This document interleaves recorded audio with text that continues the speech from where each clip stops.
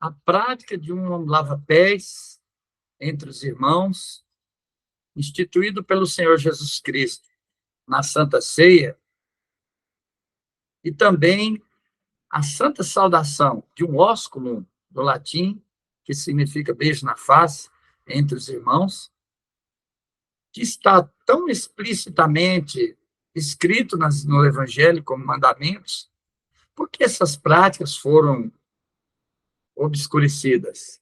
Por que foram abandonadas? Se está tão claramente revelados. Fique comigo e juntos conheceremos esses dois princípios do Santo Evangelho de Jesus Cristo. Tempo e lugar de serem praticados. Olá, você que acessou nosso canal no princípio não foi assim.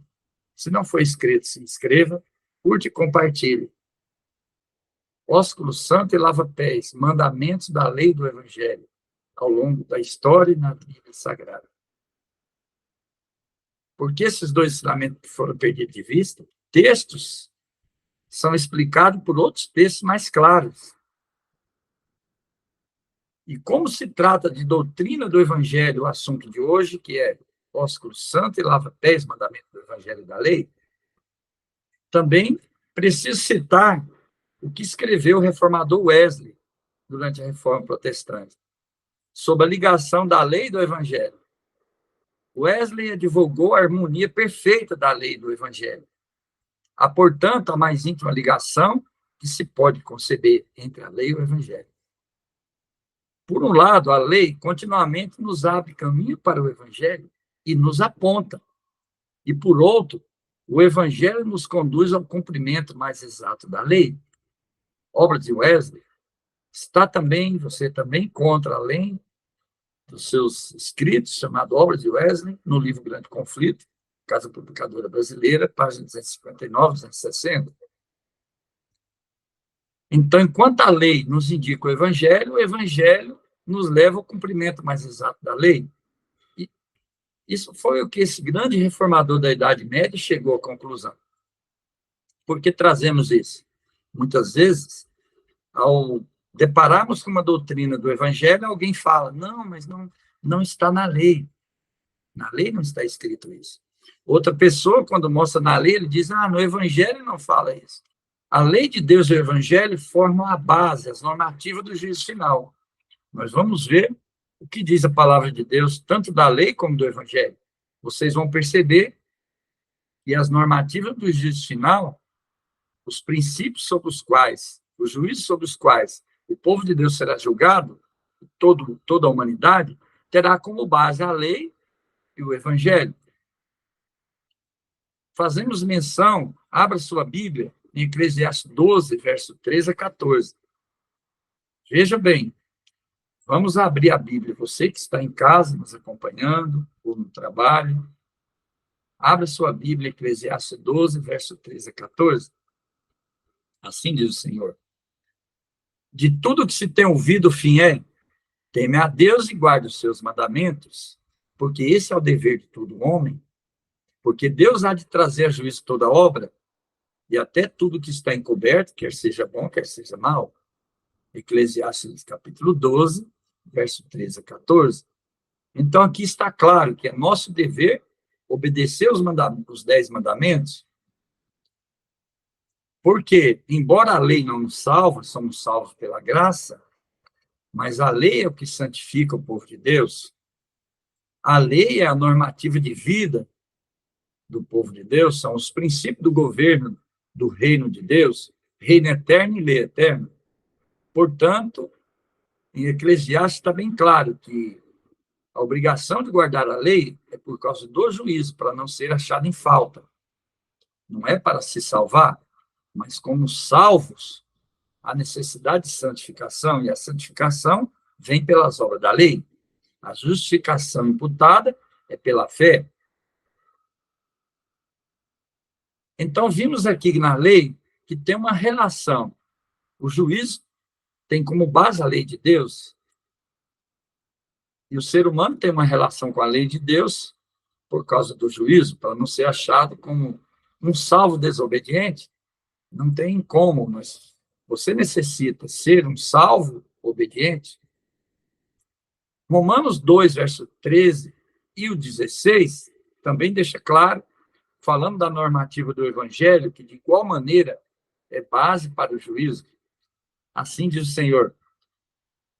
Diz o apóstolo Paulo, porque os que ouvem a lei não são justos diante de Deus, mas os que praticam a lei hão de ser justificados. Está falando do juízo. E o verso 16 diz, no dia que Deus há de julgar o segredo dos homens, por Jesus Cristo, segundo o meu evangelho. Então, notamos aqui uma relação. Eclesiastes 12, 13 a 14, Romanos 2, 13 e 16, do juízo, e as normativas do juízo são a lei e o evangelho de Jesus Cristo. E como diz o Wesley, o evangelho de Jesus Cristo leva ao cumprimento mais exato da lei. Em 2 Tessalonicenses, capítulo 1, versículo 7 ao 9, também fala dessa relação das doutrinas do evangelho com o nosso juízo, onde seremos julgados em base desse evangelho.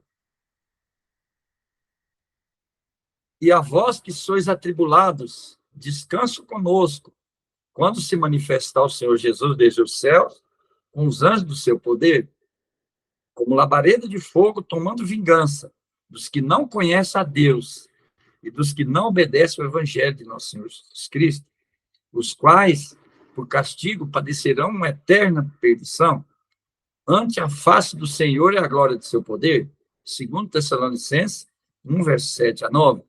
Então, veja bem, querido ouvinte, o Senhor virá e tomará vingança contra os que não conhecem a Deus e os que não obedecem ao evangelho de Jesus Cristo. Então, todos os que transgridem o evangelho de Jesus Cristo não poderão ser salvos, não poderão ser conservados salvos. Então, nós vimos aqui que importa muito o que está escrito no Evangelho de Jesus Cristo. Precisamos compreender que ninguém será julgado por não seguir ensinamento baseado na tradição dos homens. Se o ensinamento do vídeo de hoje for baseado na tradição humana, alguém muito importante que criou ensinamento, uma doutrina, uma obrigação para ser seguido. Ninguém será julgado por isso. Ninguém será julgado por algo que está apenas na cultura, num contexto local, cultural de uma época, mas no que estiver escrito na lei e no evangelho. Se um texto está obscuro, você precisa de um texto mais claro. Não podemos também basear em texto confuso, ou texto não muito esclarecido. Um texto que é não muito esclarecido, se não tiver texto mais claro, ele não será importante para nós. Sempre que a Bíblia apresenta um pensamento de contexto local e cultural da época, ele não tem uma sustentação por outros textos. Um exemplo, vou citar um exemplo a você aqui de costumes que eram locais, eram culturais, frases que eram culturais, pensamentos que eram apenas culturais. Quando o Senhor Jesus respondeu à sua mãe, no contexto cultural e local da época, ele é especificado apenas para aquele momento, ele não é esclarecido. Então, falando de texto que era cultural, texto que era apenas para um momento cultural, para um tempo cultural, para um local de sua época, que não seria, então, uma doutrina para a igreja em todos os tempos, ele está baseado num costume de fala local, como, por exemplo, quando nas bodas de Caná da Galileia, Maria chama Jesus e fala que o vinho se acabou. E Jesus responde dessa forma: mulher, que tenho eu contigo? João 2, versículo 4. Então, nós não vamos dizer que, para nosso tempo, é normal um filho dizer para a mãe: mulher, que tenho eu contigo? Hoje, em nosso tempo, tanto no Ocidente como no Oriente, em qualquer local, em qualquer parte do mundo, em nosso tempo moderno, seria um desrespeito. mas essa foi uma fala, era um momento, era um sentimento local, era cultural falar dessa forma. Não era considerado desrespeito. Temos também o apóstolo Paulo, quando fala, em 1 Coríntios 11, 6, diz assim: se a mulher não se cobre com véu, que põe o véu. Porque nós não temos o costume do véu, a obrigatoriedade do véu. Porque não foi esclarecido por textos mais claros. Nós encontramos apenas nesse lugar. Lembra que o que John Knox disse, textos são explicados por textos mais claros. No próprio texto ele é obscuro, porque ele diz assim, o cabelo foi colocado em lugar de véu. Então, outro ponto, também, no mesmo 1 Coríntios, nós percebemos ser local, ser relacionado a algum precedente cultural local, ou da experiência daquela igreja, dos problemas, da dificuldade da igreja de Corinto. 1 Coríntios 14, 34, diz assim: as mulheres estejam caladas nas igrejas, porque não lhes é permitido falar. Então, assim, nós não temos precedentes de textos mais claros que fundamenta, que confirma que a mulher não pode conversar dentro da igreja. Até porque contextos deixavam claro outra situação. Mulheres falavam. Quando Jesus ressuscita, quem que pregou para os apóstolos que o Senhor ressuscitou? As mulheres que viram. As filhas de Tiago eram profetisas? Será que elas eram profetisas caladas? Poderiam ser profetisas e de boca fechada não podia falar? Então, nós não temos textos mais claros que confirmam o costume do véu para o nosso tempo. Não temos em outros lugares da Bíblia confirmando de forma mais clara. Era ali um contexto local e cultural ali de Coríntios, devido a alguma situação espiritual que aquela igreja vivia. Embora Jesus Cristo ensinou seus discípulos a se afastarem das tradições dos homens, não praticar ensinamentos que eram prática do judaísmo, cultural do judaísmo, não eram práticas doutrinadas com precedentes bíblicos e também posteriores. A Igreja de Cristo, ela deve ser edificada, em nosso tempo, sobre costumes que são bíblicos. Existem costumes bíblicos, existem tradições da Bíblia.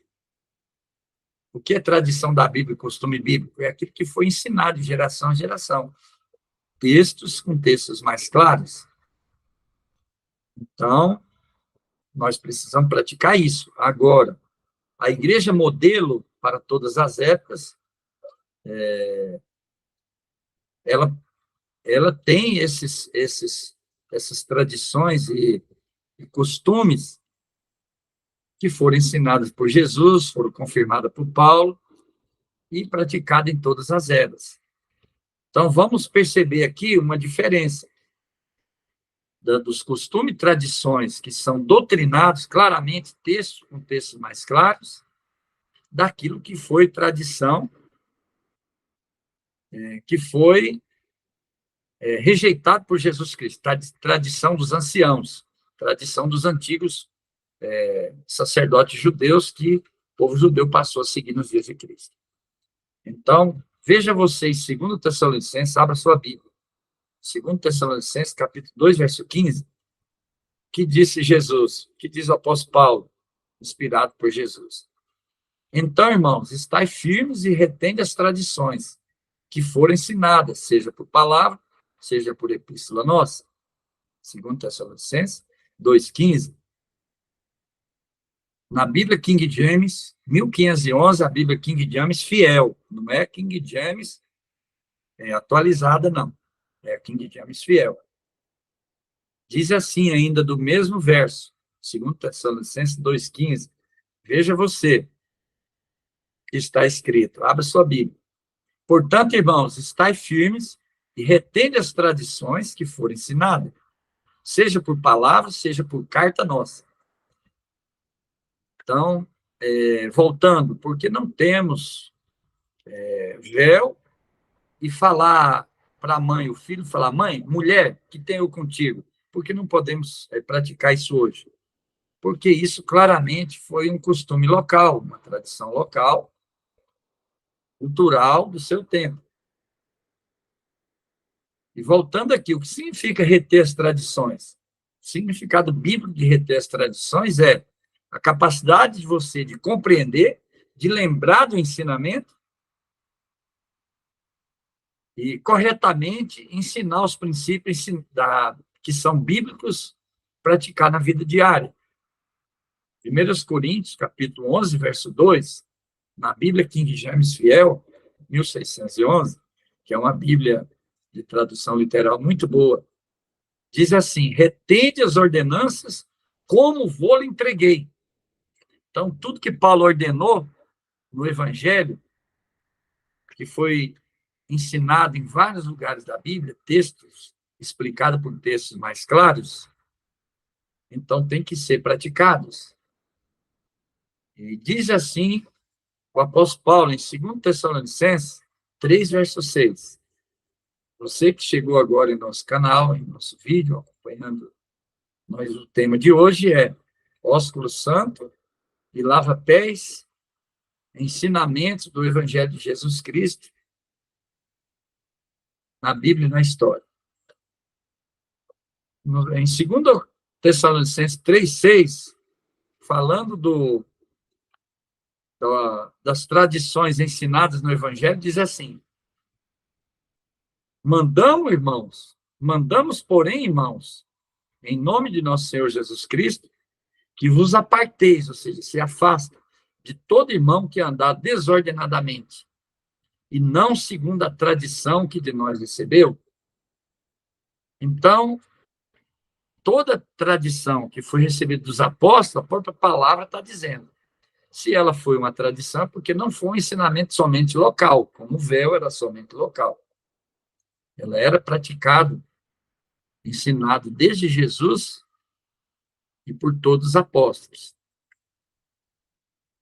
Portanto, os costumes e tradições ensinados na Bíblia, uma regra sobre regra, mandamento sobre mandamento, um pouco aqui, um pouco ali, são de vital importância, porque consistem em espiritualidade, consiste na amplidão da lei de Deus. O apóstolo diz que os mandamentos do Senhor são amplíssimos. Isso está escrito pelo salmista. Então, as tradições do Evangelho, ou seja, ensinamentos que foram perpetuados, com textos mais claros, nos leva ao cumprimento mais exato da lei dos 10 mandamentos, como disse o apóstolo Paulo. Então, lembrando que John Knox, fundador do presbiterianismo na Idade Média, ele escreveu que o ensinamento do Evangelho leva ao cumprimento mais exato da lei. E o apóstolo Paulo confirma isso em 1 Coríntios 14, 37. Abra sua Bíblia. 1 Coríntios 14, 37. Diz assim: se alguém cuida ser profeta ou espiritual, saiba que as coisas que vos escrevo são mandamento do Senhor. Então, o que você compreende aqui? Que as ordenanças do Evangelho fazem parte da amplidão da lei de Deus. Lembrando que quando o Senhor Jesus ele faz o sermão do monte, ele deixa claro que os 10 mandamentos, que a lei de Deus não foi abolida por ele, que a lei de Deus tem que ser cumprida, foi por ele e tem que ser cumprida. Disse que não passará o céu e a terra passará o céu e a terra, mas não cairá um tio da lei. E ele mostra que o evangelho vem ampliar, vem abrir a compreensão, como você cumprir esses mandamentos. Quando ele falou sobre, por exemplo, não matarás, ele disse, Moisés diz, não matarás, mas quem deseja chamar o seu irmão de louco já matou. Então, você veja que ele abre um leque. Tá? Ele abre um leque. E em Lucas, capítulo 16, verso 16, fala assim, a lei e os profetas duraram até João. Desde então, todo homem emprega força para entrar no reino. Lembrando que a lei que durou até João ali, a tradução correta, ela diz assim, a lei e os profetas profetizaram até João. Estava falando da lei cerimonial, a lei de sacrifício de animais, ela profetizou até João, porque tanto a lei moral como a cerimonial não poderia ser abolida com João Batista. Antes do Senhor morrer, nenhuma das duas foram abolidas, ok? Professor Eduardo A. Park, apresentando os perigos atuais da natureza religiosa, diz: nos dias passados, o púlpito era o eco da consciência. Os nossos mais ilustres pregadores davam admirável majestade aos seus discursos, seguindo o exemplo do mestre, pondo em preeminência a lei, colocava a lei de Deus em preeminência. Isso Jesus fez, quando ele disse que é mais fácil passar o céu eterno que cair um tio da lei, que tudo tem que ser cumprido. Em Mateus 7, no Sermão do Monte, ele diz: se a vossa justiça não exceder, ou seja, não for maior do que a do escriba e fariseus, não entrarei no reino de Deus. Que Jesus e os verdadeiros reformadores colocavam a lei de Deus em preeminência, em posição elevada. Repetiam as duas grandes máximas, de que a lei é a transcrição das perfeições divinas, e que o homem que não ama a lei, não ama o evangelho, pois a lei, bem como o evangelho, é um espelho que reflete o verdadeiro caráter de Deus. No livro Grande Conflito, Casa Publicadora Brasileira, página 467, capítulo 27. Então, a função da lei do evangelho é refletir o caráter de Deus para que você veja a santidade que eu e você precisamos alcançar. Veja o nosso pecado. O apóstolo Paulo diz: pela lei vem o conhecimento do pecado. Agora, veja bem, novamente eu trago a você aqui diferenciar tradição ensinada por Jesus e os apóstolos, que são ordenança bíblica, das tradições dos homens, que eram prática que eles fizeram em determinado tempo e passaram a prescrever essas práticas. Então, dois tipos de tradição. Primeiro, tradição ordenada pela Bíblia. Nós vimos até aqui, no estudo, que quando uma tradição é bíblica, é porque ela foi esclarecida em mais de um lugar. Foi tornada tradição, ou seja, tornada costume, tornada uma prática costumeira e foi levada de geração em geração. Agora, as tradições ensinadas pelos homens foram práticas não ordenadas, não doutrinadas, não ensinadas na Bíblia, que as pessoas levaram de geração em geração, mas que não temos obrigação de cumprir, porque toda tradição humana, ela leva a invalidar os mandamentos. A tradição humana não é a doutrina do evangelho que leva à prática mais exata da lei. Então, a tradição humana, ela apaga os mandamentos, né? Ela leva o homem a desobedecer os mandamentos, enquanto o ensinamento do evangelho leva ao cumprimento mais exato da lei. Ok? Isso está em Mateus 15, verso 2. O Senhor Jesus, falando da tradição ensinada de geração em geração, naquela época, 2.000 anos atrás, fazia mais de 300 anos, que os antigos anciãos tinham criado tradições, tais qual não podia comer se não lavasse as mãos 7 vezes e se a água não escorresse até o cotovelo. Isso está no Talmud judaico, livro de tradições. O Senhor, então, apresentando um testemunho claro contra as tradições, diz: por que transgride os teus discípulos a tradição dos anciãos? Porque não lava as mãos quando comem pão? Mateus 15, 2.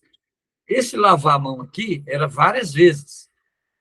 Eram 7 vezes. Não era simples tirar a sujeira. E ele disse no verso 6 de Mateus 15, assim validais pela vossa tradição o mandamento de Deus. Mateus 7, verso 8, falando da tradição dos homens, demonstrando que a tradição humana, ela leva à transgressão do mandamento, ao contrário da tradição do evangelho, que leva ao cumprimento mais exato. Disse Marcos 7, 8, porque deixando o mandamento de Deus, retém a tradição dos homens, como lavar dos jarros e dos copos, e fazeis muitas outras coisas semelhantes a esta. Marcos 7, verso 8, que a prática do quarto mandamento, do sábado como dia santo, ela se tornou complicada nos dias de Cristo, até um pouco antes. Se cuspisse no chão dia de sábado, estava transgredindo o mandamento. Se caísse um animal no buraco, um novilho, uma ovelha, caísse no buraco, um jumento, ovelha, um jumento, um boi, então você poderia tirar ele do buraco no sábado. Mas se uma criança caísse, o ser humano, você não podia recolher, que era considerado transgressão do sábado. Por exemplo, você não podia sair, ir a um local, uma caminhada na natureza no sábado, que você era considerado transgressor, então tornou enfadonho. Tanto é que já o profeta Isaías, no capítulo 1, ele deixou claro que a tradição dos homens tornava o culto assim de forma que Deus não suportava mais, nem a reunião solene, nem a guarda do sábado, nenhuma celebração judaica. Então, vamos continuando aqui. É bem claro aqui a diferença das tradições bíblicas que são doutrinadas, são ensinadas pelo Evangelho, do que nós citamos anteriormente, a tradição dos homens. O Senhor Jesus, ele celebra a última Páscoa. Após ele comer a ceia do Cordeiro Pascual, ele está reunido no cenáculo, e ali, como era costume de todo judeu, né, poderia, em volta ali, próximo, ali em Jerusalém, então, todo judeu, ele tinha que, no dia da Páscoa, comer uma parte daquele sacrifício. E Jesus Cristo se reúne, em João capítulo 13, é bem claro, eles comem a Páscoa, e após comer a Páscoa, era a última Páscoa, né? Ele vai celebrar, ele vai instituir a Santa Ceia. E o que ele institui para que os discípulos possam participar não indignamente da Santa Ceia, ele institui a cerimônia do lava-pés. Ele institui um costume bíblico do lava-pés. João 13, verso 5. Depois pôs água na bacia e começou a lavar os pés aos discípulos, enxugar com a toalha com que estava cingido. E quando Pedro recusou Jesus lavar os pés dele, o que o Senhor respondeu para Pedro? João 13, verso 8. Disse-lhe Pedro, nunca me lavarás os pés? Respondeu Jesus, se eu te não lavar, não tens parte comigo? Então, veja bem, querido ouvinte, antes da Santa Ceia, para que você participe limpo na Santa Ceia, você precisa praticar o lava-pés. Claro que você não vai lavar os pés de toda a congregação, você lava de um irmão, aquele irmão lava os seus pés, o outro lava do outro, e assim por diante. O lava-pés foi estabelecido como uma doutrina, o Senhor deu uma ordem bem clara, essa prática de humildade, essa prática onde você lavando os pés do seu próximo, do seu irmão, você está dizendo, irmão, eu sou teu servo. Porque o lava-pés já era uma prática entre, quando você recebia uma visitante em casa, lavar os pés do visitante. O lava-pés, por mais humilhante que seja, demonstra que ninguém é maior do que o outro. E o lava-pés, ele transmite essa experiência de humildade.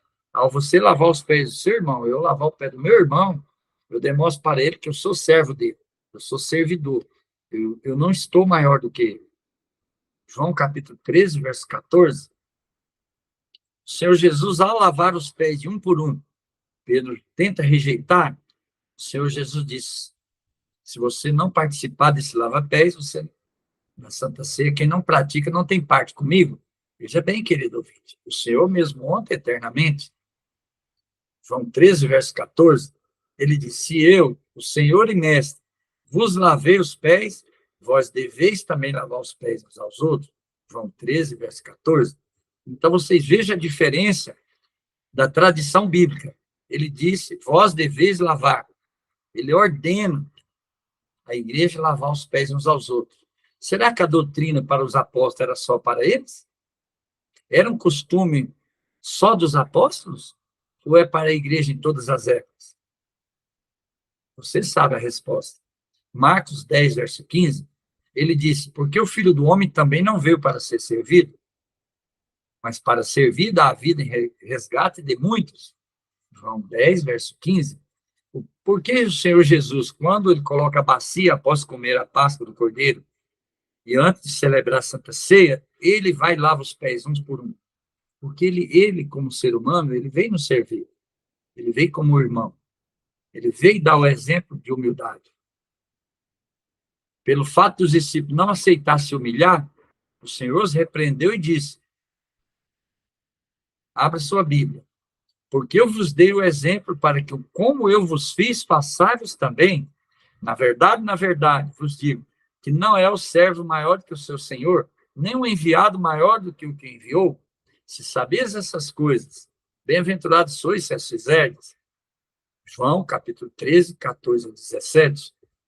Assim como o Senhor veio servir os seus irmãos, embora ele sendo Senhor, ele se fez servo, e o Senhor sendo maior do que o servo, lavou os pés do servo, por que você e eu participamos de uma Santa Ceia hoje, 2000 anos depois, sem o lava-pés, sem lavar o pé do meu irmão?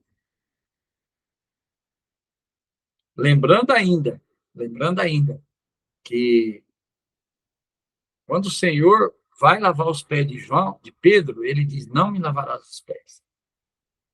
Jesus disse assim, todos estáis limpos, mas uma parte não está limpa, que eram os pés. Lembrando que eles usavam sandálias.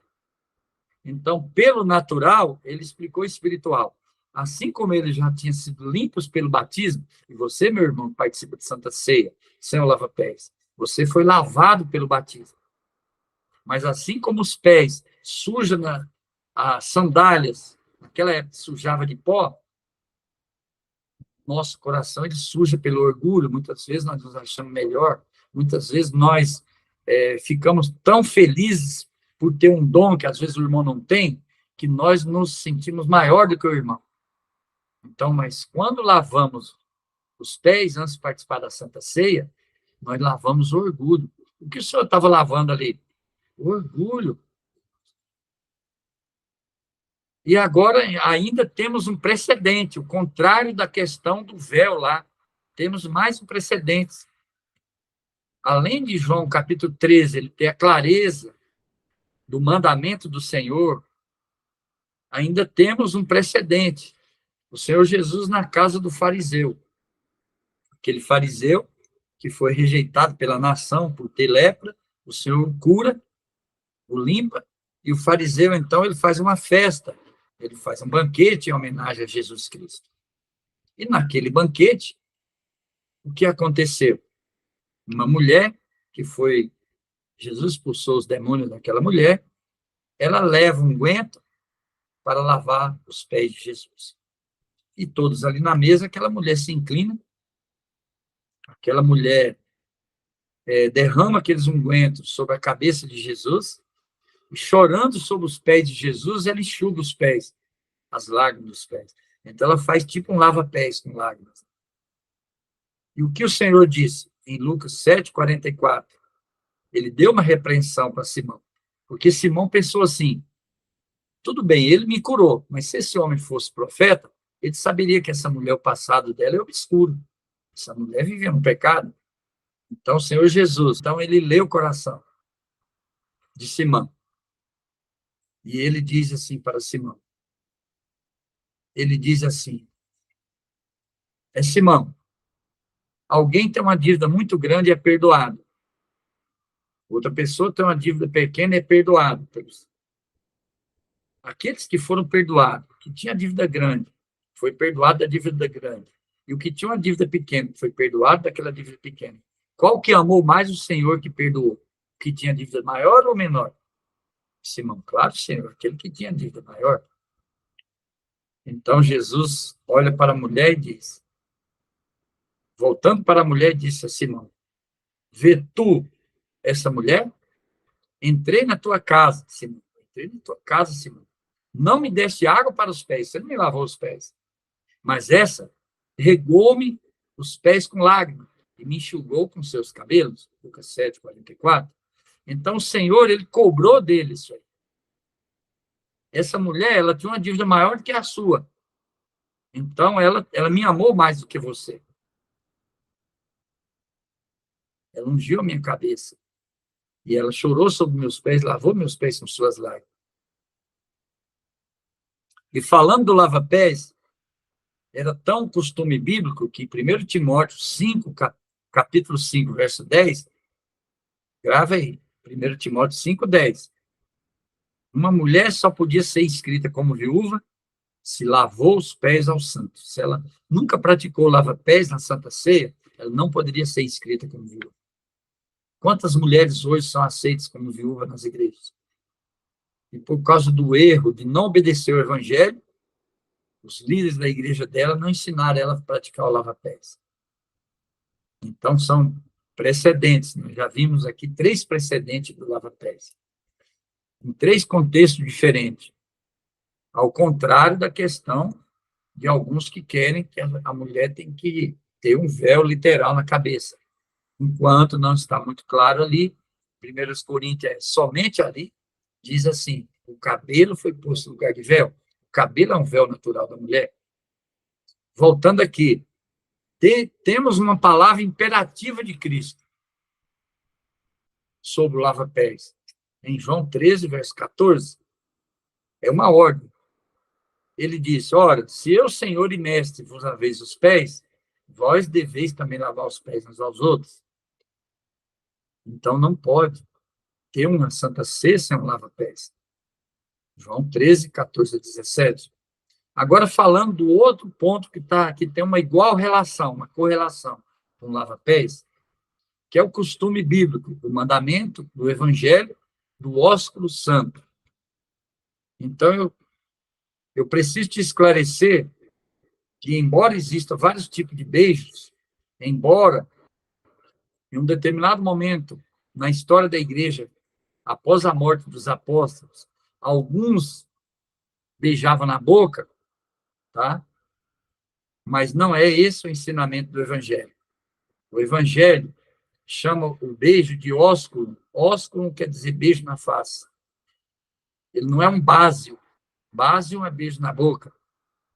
Lá foi escrito no evangelho em latim, ósculo, beijo na face. Ósculo santo, beijo santo. Doutrina imperativa do evangelho. O ósculo santo, um beijo na face, entre os irmãos. Semelhantemente, o lava-pés, que ensinou que nenhum é maior do que o outro, que os irmãos devem se humilhar para o outro, como quem lava o pé de outra pessoa, que ensina a igualdade e a humilhação cristã, que nenhum é maior do que o outro. O ósculo santo ensina que todos são irmãos. Assim como nas famílias, o pai e a mãe beijam os filhos e a filha, naturalmente no rosto, na mão. Então, o ósculo é um beijo na face, a própria palavra ósculo, pesquisa você. O ósculo santo, no latim, chamado ósculo passus, também, é chamado beijo da paz, ósculo passus, ou beijo da paz, foi uma forma de saudação usada por Jesus Cristo e pelos discípulos, e pela ação de beijar a face mutuamente, não somente nas regiões onde o costume era habitual, mas também em Roma, também em Corinto, em todas as partes do mundo, tanto em Israel, como em Corinto, como em Roma. No cristianismo primitivo, aquele que havia sido batizado era beijado pelo celebrante após a cerimônia. É um hábito que o nosso pequeno grupo, nosso Ministério de Sustento Próprio, tem na Santa Ceia, no batismo, e também quando vai viajar, quando volta de viagem após semanas e meses de separação. No cristianismo primitivo, aquele que havia sido beijado era beijado pelo celebrante após a cerimônia, e o uso do gesto foi entendido até mesmo como uma saudação aos santos e heróis religiosos, como Crowley acrescenta, assim José beijou Jacó, e os seus discípulos beijaram Paulo. Está escrito na fonte Crowley Ernest, Study of Selves and Sex, Wikipédia, Enciclopédia Livre, você encontra no título Ósculo. Portanto, a prática do ósculo, beijo na face, é uma tradição bíblica, um costume dos fiéis de toda a Bíblia. Como quando Orfa beijou sua sogra, em Rute 1,14. Quando Moisés foi ao encontro do seu sogro, ele fez uma reverência e o beijou.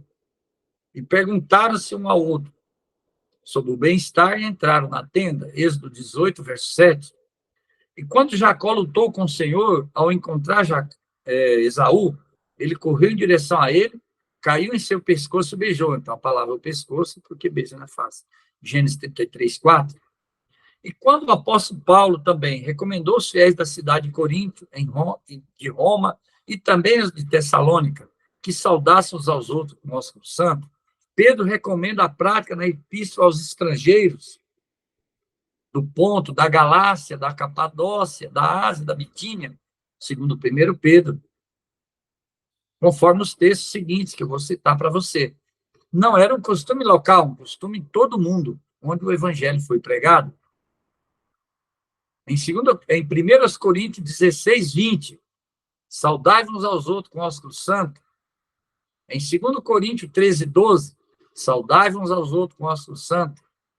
Em 1 Tessalonicenses 5, 26, saudai todos os irmãos com ósculo santo. Lucas 7, 45. Aqui é muito importante. Lembra do lava-pés na casa de Simão, naquele banquete? O Senhor Jesus, que é o mesmo ontem, hoje eternamente, disse para Simão: entrei na tua casa, não me desse o ósculo. Ou seja, tu não me beijou um beijo santo, mas essa mulher, desde que entrou, não tem cessado de me beijar os pés. Lucas 7, 45. Jesus Cristo mudou para você? O Jesus Cristo que ensinou, o Jesus Cristo que cobrou, ao estar na casa de uma pessoa, que fez um banquete em sua homenagem, olha, entrei na tua casa, não me desse o ósculo. Ou seja, não me beijou na face. Isso não te fala nada? Esses textos bíblicos não te transmitem o mandamento do Evangelho de Jesus Cristo? Espero que sim. 1 Pedro 5,14, diz o apóstolo: saudai-vos uns aos outros com ósculo de amor. Paz seja com todos vós que estáis em Cristo. Romanos 16, 16. Saudai-vos aos outros com santo ósculo. As igrejas de Cristo vos saúdam. O apóstolo Paulo diz: saudai-vos aos outros com ósculo santo, as igrejas de Cristo vos saúdam. E a igreja que não saúda com ósculo santo é de Cristo? E a igreja que faz Santa Ceia são lava-pés? O Senhor disse: quem não pratica o lava-pés não tem parte comigo. Sua igreja pratica o lava-pés do ósculo santo? Então, você encontra essas fontes aqui, Dicionário de Enciclopédia de Teologia, Verbete, Ósculo, Passes, Ósculo de Amor, editora da Ubra, 2002. Schuller, Arnaldo Schuller. Então, 1 Coríntios 16, 20, todos os irmãos nos saúdam. Saudades aos outros, nosso santo. Provérbios 24, 26. Por que é para saudar só os irmãos? Porque é um tipo de saudação específica. É uma saudação especificada para todos os irmãos, para a Igreja de Cristo. É um tipo de saudação que você não saúda os que não são da fé. Existe, pastores e mais, existe outro tipo de saudação? Sim. Existem as saudações que você saúda pessoas não da fé, saúda pessoas infiéis, saúda pessoas amigas, saúda pessoas inimigas. Agora, o ósculo santo é a saudação restrita. E vamos esclarecer aqui. O apóstolo João fala, segundo João, existe uma saudação que ela é universal. Uma saudação, vários tipos de saudações que são universais. Você, querido, pode salvar o inimigo, saudar o inimigo, pode saudar o amigo, pode saudar uma pessoa que você viu pela primeira vez. Bom dia, boa tarde, boa noite. A paz de Deus, a paz seja convosco. vá em paz. Esse é um tipo de saudação universal, você pode saudar qualquer pessoa. Agora, a saudação do ósculo santo, ela é restrita, conforme nós lemos aqui hoje. Saudai uns aos outros com o ósculo santo, as igrejas de Cristo vos saúdam. Romanos 16, verso 16. Paulo diz assim, todos os irmãos os saúdam, saudai uns aos outros com o ósculo santo. 1 Coríntios 16, 20. Esse tipo de ósculo é restrito apenas aos irmãos da fé, para tempo e lugar próprio. Agora, a saudação universal, qual a saudação universal? Aquela de falar bom dia, boa noite, paz, essa você sauda qualquer pessoa. Então, vamos deixar claro aqui, nessa segunda epístola de João, verso 9 a 11, João diz assim, todo aquele que prevarica e não persevera na doutrina de Cristo, não tem Deus. E nós estamos vendo aqui hoje, lava-pés e ósculo santo, doutrina cobrada por Jesus Cristo, pelos apóstolos. E que pessoa viúva que não lavou os pés na Santa Ceia, ela não pode ser inscrita como viúva. Então, segunda epístola de João, verso 9 até 11, diz assim, os prevaricadores, aqueles que não perseveram na doutrina de Cristo, ele não tem Deus. Quem persevera na doutrina de Cristo, tem tanto o Pai como o Filho. Se alguém vem ter convosco e não traz essa doutrina, o ensinamento do Evangelho, a lei, o Evangelho, não recebais em casa, nem tampouco saudeis, porque quem o saúda tem parte nas suas más obras. Então, meus irmãos, esse tipo de saudação aqui, ele é proibido você saudar quem não é da fé, é o ósculo santo. Deus não poderia dizer para nós, olha, não diga bom dia, boa noite, vá em paz, por uma pessoa inimiga de Cristo, ou por uma pessoa má. Jamais Deus vai falar isso. Deus não iria dizer, não receba em casa o seu parente que não é da fé. Não. Aqui tem que subentender no contexto do tipo de receber em casa. Você não receba ele como fiel, porque ele não persevera na doutrina de Cristo. Mas não podemos entender que está proibindo você receber em casa. Tem religião, e se uma pessoa afasta daquela religião, o parente não recebe, não saúda, não dá bom dia, boa noite. Até o pai se afasta do filho. Não podemos interpretar assim. Por isso é importante entender. A saudação que você não pode saudar os não da fé é o ósculo santo. O ósculo santo é para saudar apenas os fiéis, os que são da fé. Inclusive, Provérbios 24, 26 reforça o que diz Paulo quando diz saudai uns aos outros, saudai a igreja de Cristo, saúda. Saudai os irmãos. Provérbios 24, 26 diz, beija com os lábios o que responde com palavras retas. Então, aqui fica claro, no contexto da saudação, que não saudar quem não é da fé é a saudação bíblica do ósculo santo. Que repreensão o Senhor deu ao fariseu? Vamos voltar aqui para confirmar. O fariseu não tinha o costume do lava-pés nem do ósculo santo. Lucas 7, 44 e 45. Abra sua Bíblia. E voltando para a mulher, disse a Simão, vê tu, essa mulher, entrei na tua casa e não me deste água para os pés, mas essa, e não me deste o ósculo. Irmãos, o Senhor Jesus cobrou pessoa que não praticou o lava-pés nem o ósculo santo. Que você não pratica mais o lava-pés e o ósculo santo? Se é o mandamento do Evangelho.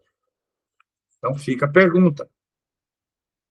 Então, vemos aqui que o Senhor não cobrou a prática de costume e tradição.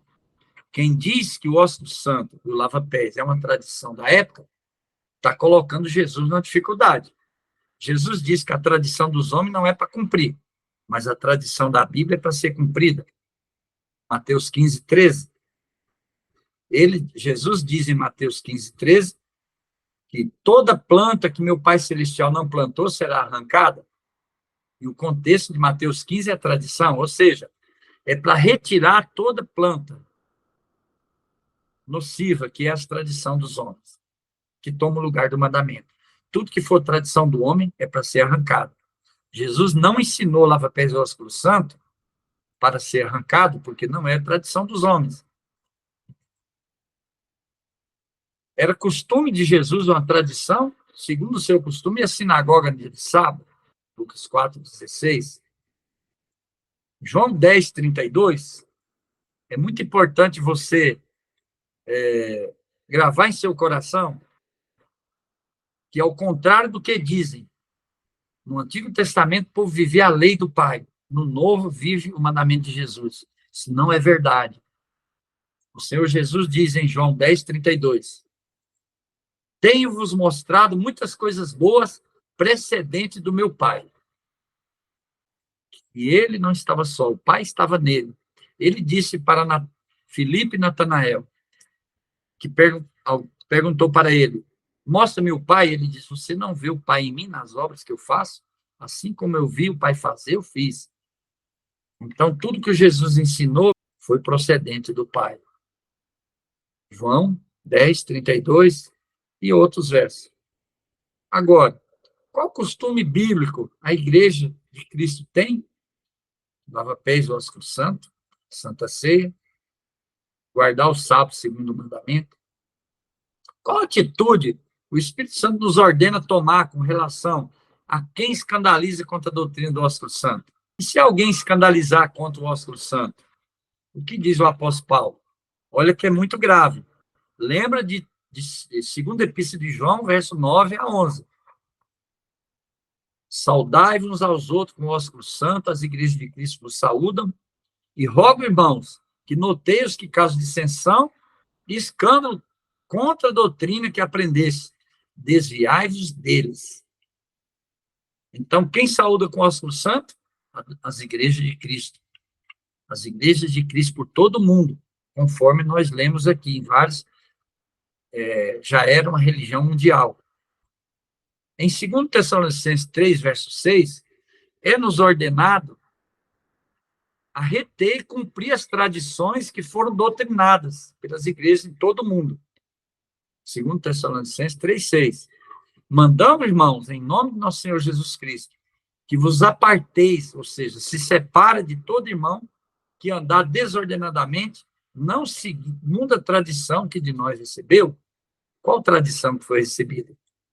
Lava-pés, ósculo santo, amar uns aos outros, Santa Ceia e os demais ensinamentos do Evangelho.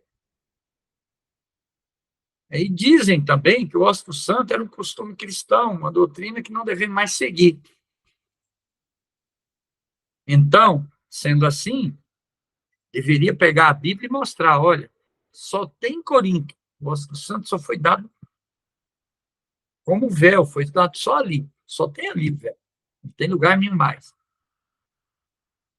Mas não, nós vimos aqui que, ao contrário do véu, que tem o cabelo natural da mulher, por isso que é indecente, é desonroso a mulher cortar o cabelo, cortar curto, né? Não é para. Então, 1 Pedro 4,11, o apóstolo Pedro diz assim, se alguém falar, fale segundo a palavra de Deus. Mostra pela Bíblia que o ósculo santo só tinha em Corinto, que Jesus não confirmou, não ordenou, que Paulo e Pedro não ensinou por todo mundo. Então, não tem como. O que nós precisamos ter é coerência de ensinar lava-pés e ósculo santo.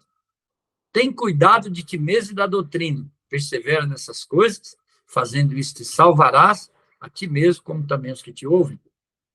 1 Timóteo 4,16. Então, você tem que cuidar da doutrina, perseverar nesse ensinamento, porque você vai se salvar, e quem você ensinar os mandamentos do Evangelho, você vai salvar também.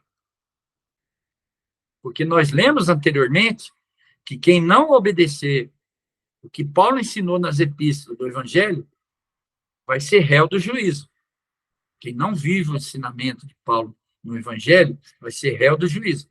Essa pessoa não obedece à lei de Deus. Agora, quem obedece às doutrinas, quem persevera em obedecer a doutrina do Evangelho? Apocalipse 3, verso 9 a 10, abra sua Bíblia em Apocalipse 3, 9 e 10.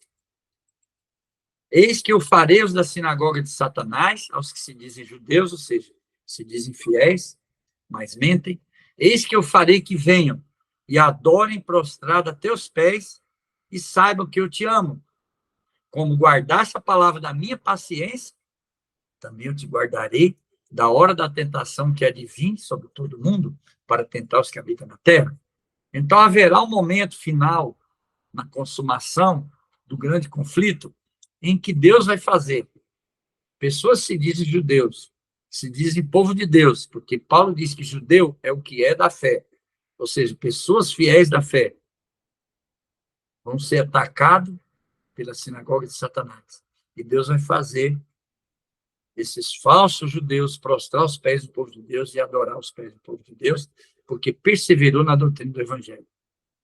Então, vimos aqui que quem persevera na doutrina do Evangelho será preservado por Deus quando a tentação cair sobre todo mundo.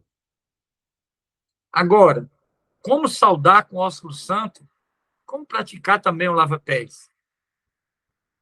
O mesmo apóstolo Paulo, que ensinou as igrejas de Cristo saúda com o ósculo santo e se afasta daquele que escandalizar contra o ósculo santo, o apóstolo Paulo também disse, em 1 Tessalonicenses 5, 22 e 26, abstém de toda aparência do mal, saudai todos os irmãos com o ósculo santo. Na mesma epístola, ele fala, abstém da aparência do mal. Como os cristãos se abstinham da aparência do mal? As constituições apostólicas, escritas no início do século II, dizem que o ósculo santo era dado quando se encontrava, após semana, meses de separação, ou quando ia fazer uma viagem longa, na Santa Ceia e também nos batismos. Em momentos especiais, né? Então, como nós vamos saudar fugindo da aparição? É uma saudação espiritual. Eu vou saudar no lugar que não causa aparência do mal.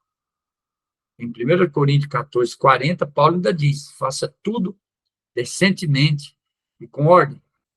Ele deixa claro que temos que saudar, ao mesmo tempo que sauda com o ósculo santo, evitar a aparência do mal. Evitar a aparência do mal também é doutrina do Evangelho. Por isso, o tempo e lugar próprio. Não se deve saudar, como disse, na rua, locais públicos, né, que vai causar a aparência do mal. Constituições apostólicas, página 57, foi escrito no século II, também não era usual saudar o sexo oposto. O homem não saudava as mulheres, nem mulher saudava os homens, a não ser casais.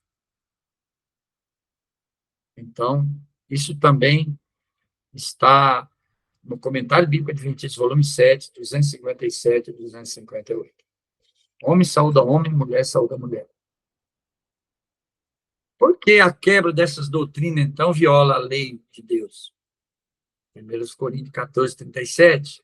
Se alguém cuida ser profeta ou espiritual, reconheça, diz Paulo, que as coisas que eu escrevo são mandamento do Senhor. Então, o Evangelho é mandamento do Senhor. Por isso que no início do estudo, nós lemos que a lei de Deus, em Eclesiastes 12, verso 13 a 14, trará juízo para quem não obedece à lei de Deus. Então, a relação da lei com o Evangelho, segundo os próprios reformadores que nós citamos, né, o Evangelho leva ao cumprimento mais exato da lei. Por isso que no Sermão do Monte, o Senhor Jesus ele esclarece, matar não é só lá tirar a vida, falar mal da pessoa, já mata. Provérbio 23, 10. Não remova os limites antigos, porque o teu Redentor é forte, ele pleiteará a sua causa contra ti. Nem só de pão viverá o homem, mas de toda palavra que sai da boca de Deus viverá o homem, diz Mateus 4, verso 4. E Atos 20, 36 a 37, havendo dito isso, pôs-se de joelhos, orou com todos eles, e levantando-se em grande pranto entre eles, lançando-se ao pescoço de Paulo, beijaram. O ósculo sendo cumprido entre os irmãos, Paulo ia viajar, antes de partir, beijado com o ósculo de amor, 1 Pedro 5,14, saudai uns aos outros com ósculo de amor. Paz seja com todos vós em Jesus Cristo. Amém. E nós vimos claramente no Evangelho. Que conclusão chegamos aqui sobre o lava-pés do ósculo santo? Embora os professos cristãos selecionam o que é doutrina de salvação, o lava-pés vai dar muito trabalho praticar o lava-pés. Eu não vou praticar o lava-pés, que dá muito trabalho. Saudar com o ósculo santo, não, isso, eu não vou fazer isso. Embora diga que não é doutrina de salvação, para quem realmente, para você que crê, assim diz o Senhor, devemos viver de toda a palavra que sai da boca de Deus. E para quem Deus disse que olhará, ele disse, portanto, para quem olharei, diz o Senhor, para o pobre abatido de espírito, que sente necessitado de Deus, para o que treme da minha palavra, diz o Senhor. Isaías 66, verso 2. Esses que tremem ao ouvir a palavra de Deus estão prontos a examinar as Escrituras e não deixarão de praticar o lava-pés e o ósculo santo. Não participarão da Santa Ceia sem ter parte com Cristo, sem lavar os pés uns aos outros. Que Deus te abençoe. Curta, compartilha, se inscreve no nosso canal. No princípio não foi assim. Que Deus te abençoe.